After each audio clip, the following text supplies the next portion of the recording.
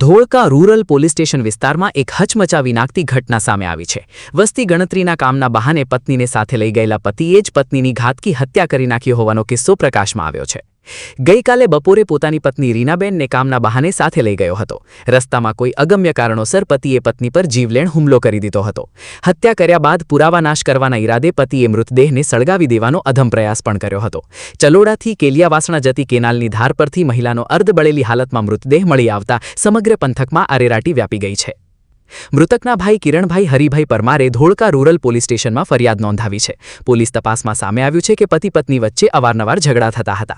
હાલ Dholka rural PI RM વસાવાએ ગુનો નોંધી આરોપી પતિની ધરપકડ કરીને કાયદેસરની તપાસ હાથ ધરી છે। રિપોર્ટર શરીફ ઘાંચી, અમદાવાદ। અમદાવાદ ગ્રામ્ય જિલ્લાના ધોળકા રૂરલ વિસ્તારમાં ચલોડાથી કેલિયાવાસણા જવાના રસ્તે જાડી વિસ્તારમાં એક 40 વર્ષ અંદાજિત ઉંમરની એક મહિલાની લાશ મળેલી, જે અર્ધ સળગાયેલી હાલતમાં હતી અને મૃત હાલતમાં હતી। આ અંગેની સંપૂર્ણ બનાવની વિગત જોતા આ બનાવ મહિલા જે મરણ જનાર જે છે તે રીનાબેન ઝાલા પ્રાથમિક શિક્ષક તરીકે નોકરી કરતા હતા અને તારીખ 2ના રોજ બદરખા ગામેથી વસ્તી ગણતરીના કામે ચલોડા ગામ તરફ પોતાના પતિ બળદેવભાઈ ઝાલા સાથે જેઓ તેમને મદદ કરતા હતા અને બળદેવભાઈ ઝાલા પોતે પણ એચટેટ તરીકે મુખ્ય શિક્ષક તરીકે ફરજ બજાવે છે। મદદના બહાને ગયેલા અને ત્યારબાદ તેમણે પરત આવી અને તેમના શાળા એટલે રીનાબેનના ભાઈને એવી વાત કરેલી કે રીનાબેન જે છે તેમને મેં વસ્તી ગણતરીના કામે મૂકીને આવ્યા બાદ મળી આવેલ નથી અને તેમનો ફોન સ્વિચ ઓફ આવે છે। ત્યારબાદ આ બનાવની જાણ પોલીસને થતાં પોલીસ દ્વારા અલગ અલગ ટીમો બનાવી તેમજ ખાનગી બાતમીદારોને એક્ટિવ કરી સમગ્ર બનાવ બાબતે રીનાબેનને શોધવાનું કામ આદરેલ।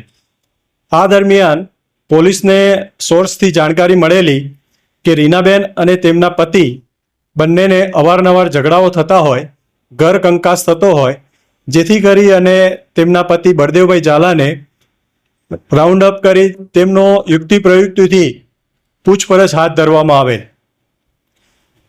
આ દરમિયાન બળદેવભાઈ ઝાલા દ્વારા પણ શરૂઆતના સમયમાં કોઈ જ વિગત તેઓ પોતે જણાવતા ન હતા, પરંતુ અલગ અલગ પોલીસ પૂછપરછ દરમિયાન તેઓ પોલીસના જવાબોને સંતોષકારક આપી શકેલ નહીં, જેથી પોલીસે વધુ આકરા સવાલો કરતા તેઓ ભાંગી પડેલ અને સમગ્ર ગુનો પોતે આચરેલ છે તે મુજબનો ગુનો એમણે કબૂલ કરેલ।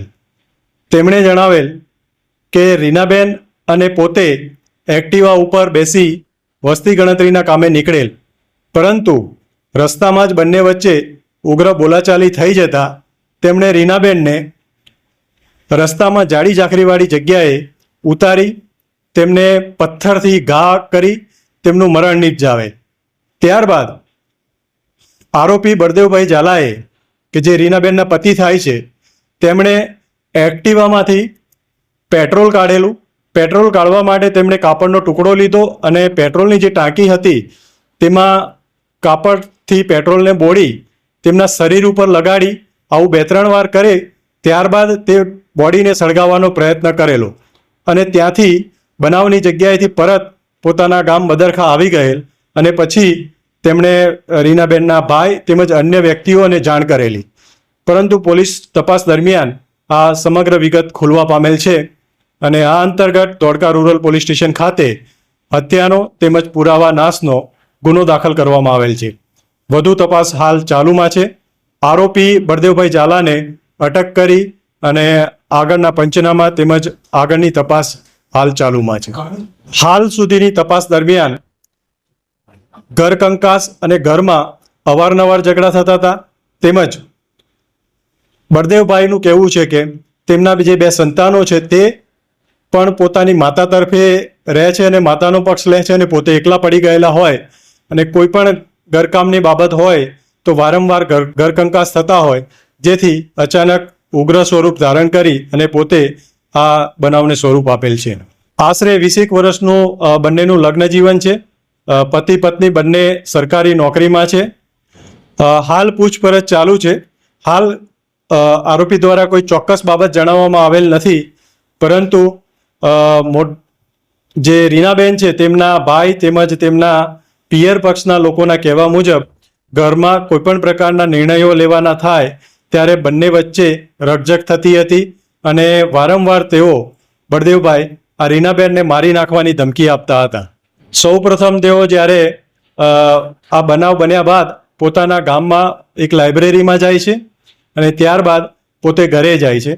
ઘરે ગયા બાદ તેઓ રીનાબેનના જે ભાઈ છે તેમને જાણ કરે છે અને તેમને એવું જણાવે છે કે હું રીનાને જે તે જગ્યાએ વસ્તી ગણતરીની કામગીરી માટે છોડીને આવેલ છું, પરંતુ હવે ફોન લગાવું છું તો એનો ફોન સ્વિચ ઓફ આવેલ છે અને તે હજુ સુધી ઘરે પહોંચેલ નથી.